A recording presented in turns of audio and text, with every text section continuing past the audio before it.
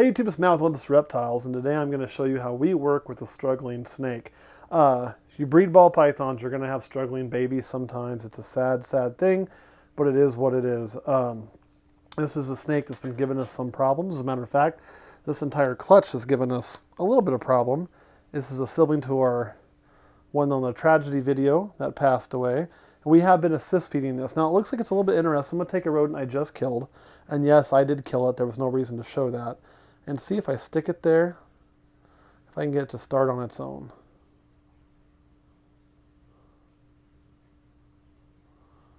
You open your mouth and start for me? No? Okay, we'll put it back there in the water.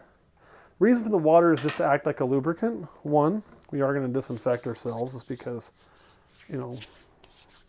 And then we're going to go ahead and pick this little snake up. I like to give it a little bit of a quick inspection just to make sure that there's no... You need a little bit of a bath, buddy. It does have some dried crud around its bootay, but everything in there feels good.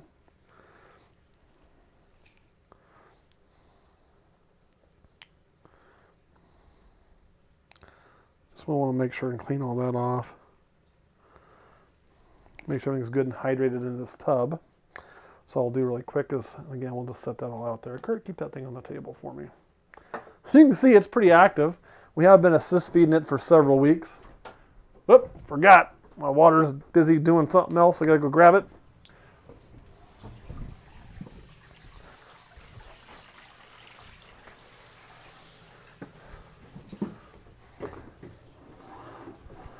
Because again, there's two things you want to definitely have happening with these guys, and that's food going in and food going out. Well, the humidity doesn't look too bad in here. Seeing a little bit crusty by the butt makes me wonder if maybe we're not having a little bit of a problem with that. So what I'll simply do is just mix up and make it a little more damp in here and make sure we don't have near as much dry litter. Clean up as I go.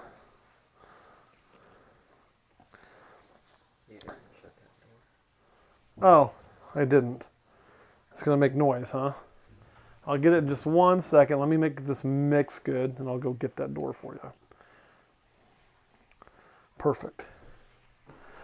And again, the reason for that is just to get good humidity in there. Then we can put the water dish back in, although you're going to get fresh water. So,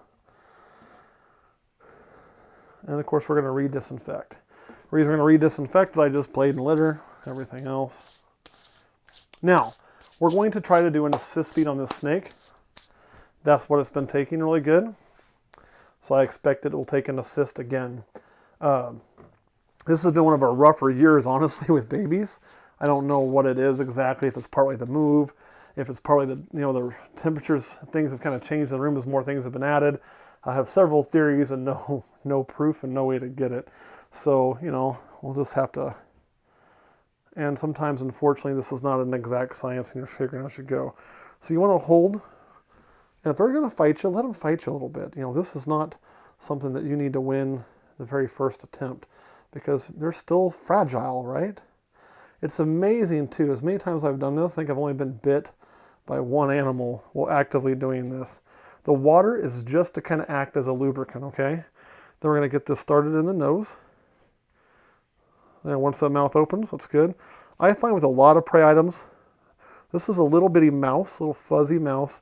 It usually could go right side up, but I do a lot of pinky rats this way too. And they tend to go easier upside down. So what we'll do is just keep a little pressure on there. And we'll kind of try to get past that head area. And whenever you're having to do this, this is never the best thing, okay? The best babies are ones that are eating on their own. They take off well for you. They're not going to fight you as much. Those are the ones that you feel really good about. But when it comes to having to help one that will assist versus being forced to eat is much better. So what we try to do is just get it started. You're not making this easy, buddy. I like to get the shoulders down. If you can get those front shoulders in there,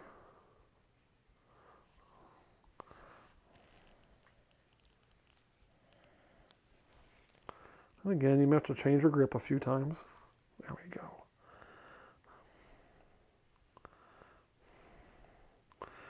Okay, I'm feeling like we're almost where I want to be. You are not helping.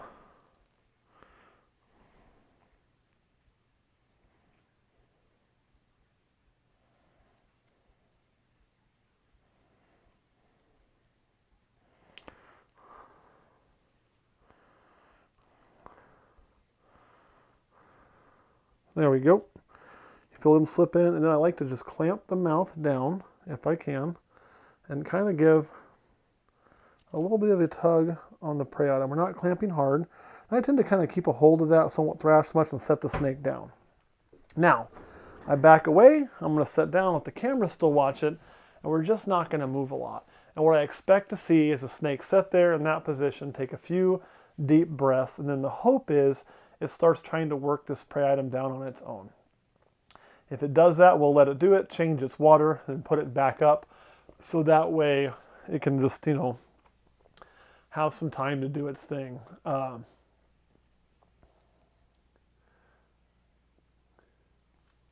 This is really the moment of truth. See, there it goes. That's what we want to see. And this one's been assist fed several times. And again, you've got to get food in these things or they're not going to survive. Now, they can go quite a bit without food, but there's a point where you just have to say, look, this has to kind of happen. And unfortunately, that's where we're at. And one of the telltale signs is if you look along the sides of that animal, or especially in the back end, you're going to notice that little bit of a skin fold. I've had a lot of people ask me, I talk about body condition, what is it I'm looking for, how long. It's not so much length, it is that body condition. And you're starting to see a little bit of loose skin, and I know that we're not gaining weight the way we should because we're not eating the way we should. And then we'll go to this. The hope is, of course, after a few times of this, it'll begin to eat on its own. I've had a ton of babies over the years, guys, that I have to do this with. They then start eating on their own, and hey, everything takes off and it goes hunky-dory. I've also unfortunately had a handful of babies where you'll do this. Some of them will even take it like this one is with just an assist and not a force, and it just never goes well. They have problems in their digestive tract. They have developmental problems. And I want you to think of people, and some people get on to me for comparing snakes to people. And it's not an exact comparison, but it's what most of us can wrap our brains around. And if you think of, a human being born, there's a lot of humans, a certain percentage that are just born with issues. And, in the human world, though, we're going to have ICU and all of these things to get these babies through and get them past that point. And some will still have struggles with whatever that medical issue was for their entire life, even though they may live a fairly normal life, they may have something from that. In this reptile world or in the animal world in general, you don't have that. You cannot take as a breeder as much as you'd like to 50 ball pythons into the local vet and say, put these in ICU and run them on fluids constantly and do all of this and all of that. And one, you wouldn't be in business. And two, they're not going to do that for you. You have to do what you can. And there is a point of, unfortunately, what's going to survive is going to survive, and what's not is not. You're going to give them every possible chance you can to survive, but you're going to lose some battles. This is a battle I think I'm going to win, but I also recently lost one that I thought I was going to win. Then I lost one that I thought I was going to lose. And I'm winning one that I thought I was going to lose. So it's not an exact science. Usually I have a pretty good feel for it. I kind of know within a few weeks of it, but not always.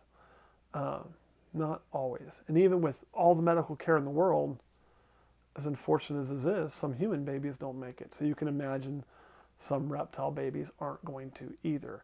One problem with a breeder like ourselves is that we so fully expose ourselves, and maybe that, there it goes, and maybe that wasn't the best plan whenever I started this, but I plan to continue to do it. And by exposing ourselves fully, we have to talk about those things. We have to show these things. We have to show when we don't have successes. We do our clutch updates and it doesn't go well. You're going to hear. You may not hear every single thing that ever happens, but you're going to hear the vast majority of it. So you're going to truly see the full picture. Where if we didn't design our channel around, let's be very transparent and very open, and think that that would be beneficial to the ethics of the breeding community, then, you know, you'd never know when things went south, because you don't know with most breeders. You're seeing it more than you used to. Nom, nom, nom, nom, nom, good boy. Or girl, actually, I think. But you still don't see it with everybody. So anyway, that is assist feeding. So the main thing you're looking for at this point in time is just going to give it time to swallow. The more often you do this, I think the less stressful it gets for him. Some of them don't figure out how to eat right away. And we've got one right now that I think, man, I don't know. The snake's just not real bright. Not this one. This is its struggle.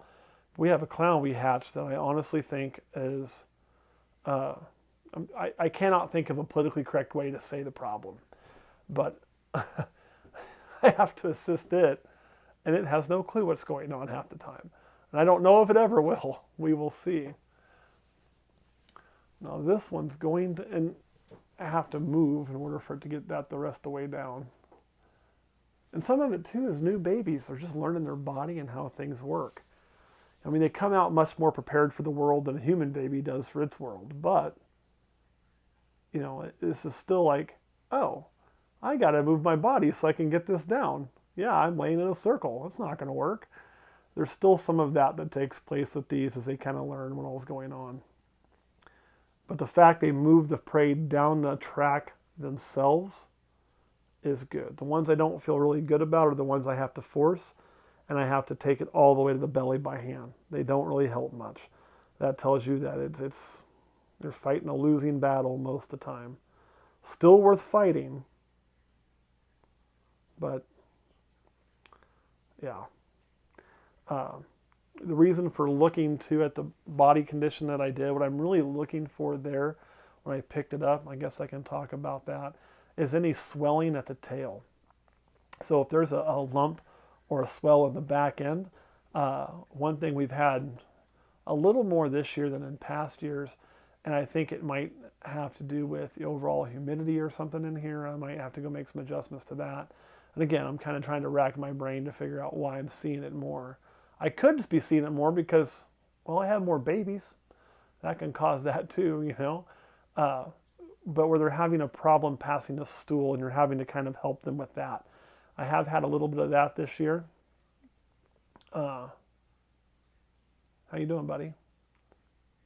You sticking your head out here to see the world? Is that fun?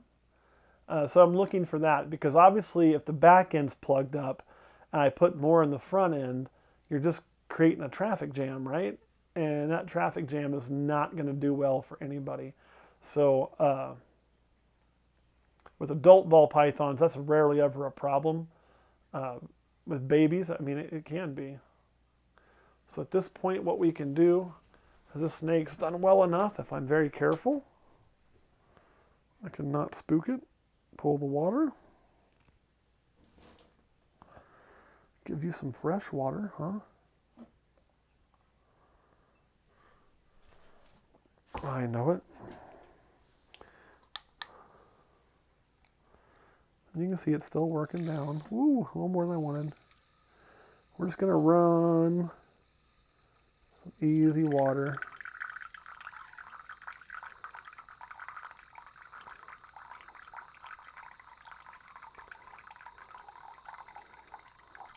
And again, all of this is because I just don't want to scare that thing.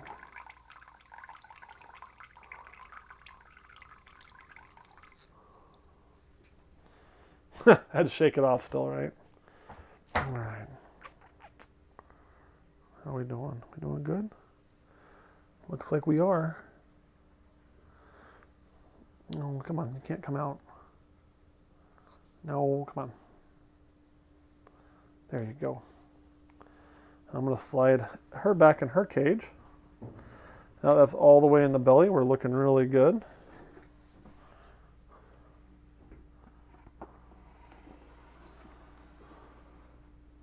There it is.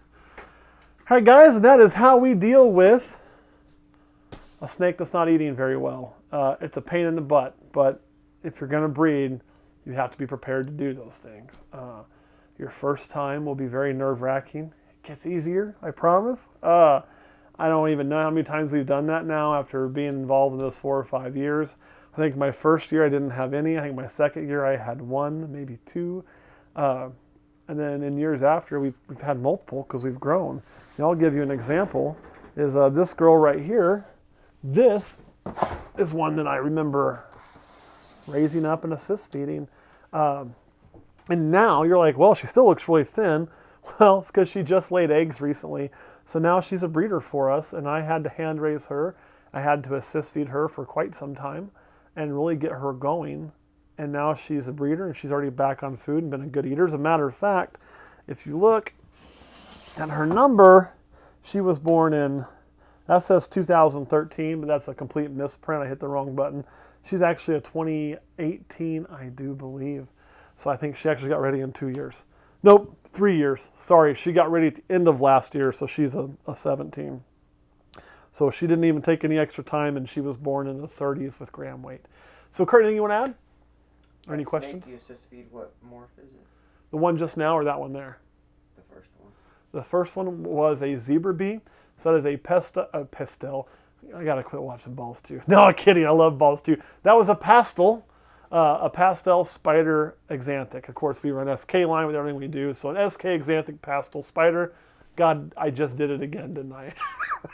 Got that on the brain. Pastel. Ball Stew's in trouble with me. So anyway, guys, there you are. Kurt, anything else you want to add? No. All right, guys, thanks for watching. We'll see you next week.